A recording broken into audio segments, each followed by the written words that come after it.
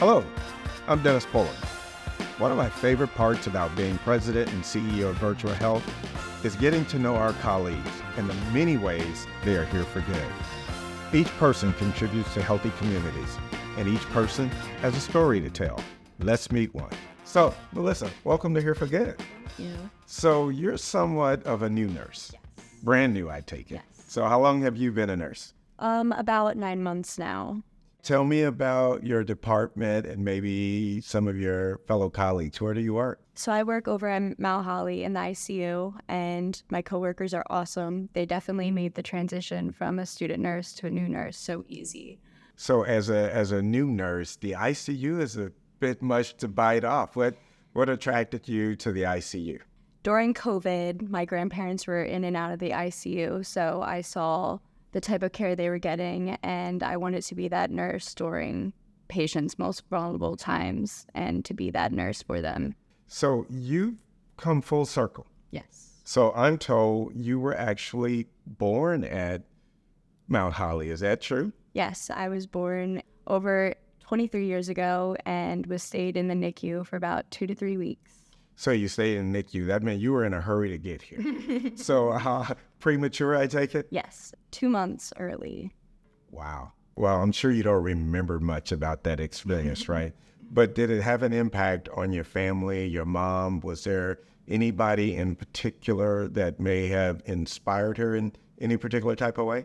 Yes, so over those 2 to 3 weeks of me being in the NICU, she grew a lot of trust in the healthcare, specifically one of the nurses, Nurse Joy. This is us.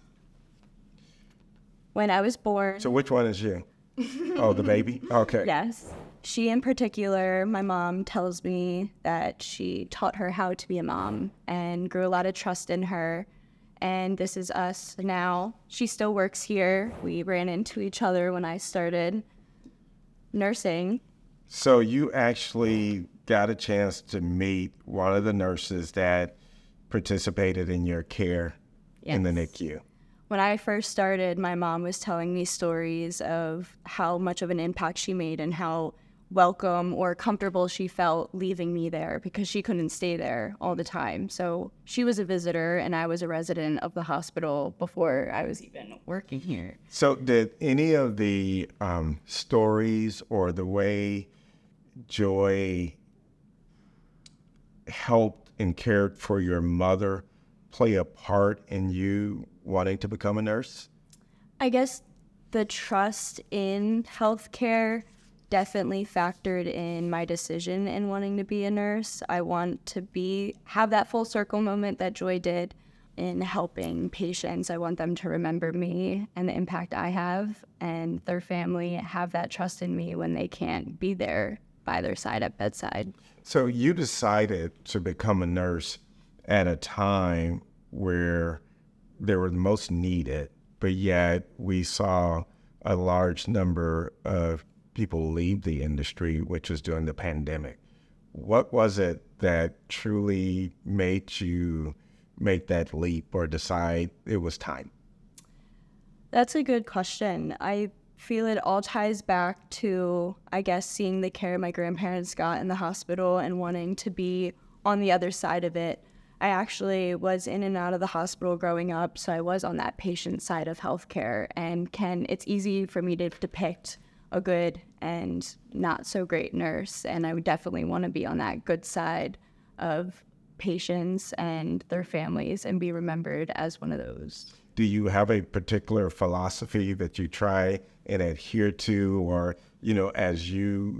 because many of your patients, they are the sickest of the sick, and you also have to provide for the family members. So it's not just taking care of the patient. You have to quite often interact with family members who are sort of at a loss. What is it that sort of helps drive you through that process? Is there a certain thought that you sort of hold on to that really allows you to do the things that you need to do? I definitely treat my patients the way I would want to be treated, and I feel that being vulnerable with them definitely breaks down that wall of being scared, and they definitely have a lot more trust in me when I treat them that way. And I feel like that's the way I approach any type of situation in the hospital. So let me go back just a little bit to Joy. Yes. How was it when you first met her? Yeah, I see the picture, and both of you look very pleased to be in each other's company, but there had to be a certain feeling there, I'm sure, from her as well as from you. What was that moment like? She definitely was just, I feel more shocked, like, what the heck? Like, I had my mom send me the picture of when I was born and that picture of us, and she was like, she didn't remember it, but then remembering the story, and she was just more shocked. I feel like it's cliche for me to say that it was like heartwarming, but it really was, because I hear all these like impressions she left on my mom and my family, and for her to be still like right in front of me, I'm like, wow, you delivered me, you kept me alive, and now here I am to leave that impression on somebody else. So knowing what she meant to your mother and what she meant to you and your family has sort of left an imprint on you such that you think of that as you are interacting with others. Yes. Isn't that what nursing is about? Yes, paying it forward. We can be told, we can read, we can be taught certain things, but until you are there dealing with a very sick patient, a very concerned family member, you have the ability to create the mindset and the space that they need to be in such that they could be a part of that healing process. Yes. And as you know, and as your mom know, that healing may start at the hospital, but it continues on for quite some time. And what you imprint on those individuals, they take with them. And so I was just wondering if what you were taught in nursing school and what you experienced as a new nurse, have that connection been made for you? Having that experience hit home, I can definitely understand where patients come from and where their families expect of us, and how that will continue to last with them when they leave the hospital. And I think that is the perfect statement to end on.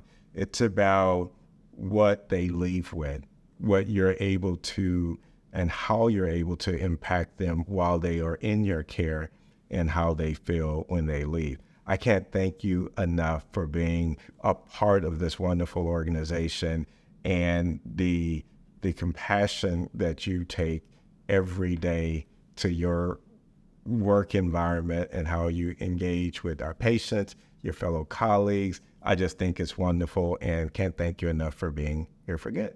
Thank you. Thank you for having me. This has really been an exciting conversation for me to be able to talk to someone that has come full circle from being born at Mount Holly and now works in the ICU at Mount Holly, truly playing it forward, truly being here for good. So again, tune in next time for one of our wonderful stories about being here for good. Hi, Melissa. I'm so sorry I wasn't able to be here with your conversation with Dennis. There's no greater joy than to be able to feel the love from the families that I've had an opportunity to care for over the years in the NICU. I was so touched the day that we were able to re-meet after 20-some years of meeting you first in the NICU. Having conversation, hearing what your mom said and the words that touched her, how it impacted her life, just greatly impacted my heart and brought my prayer, knowing that I genuinely could make a difference in someone's life in my career as a nurse. I know that you are an amazing nurse now. You are an advocate for the nursing profession, but you're also energetic and so exciting in this career, and I can't wait to see where it brings you and what you will do in your life and in your career as a nurse.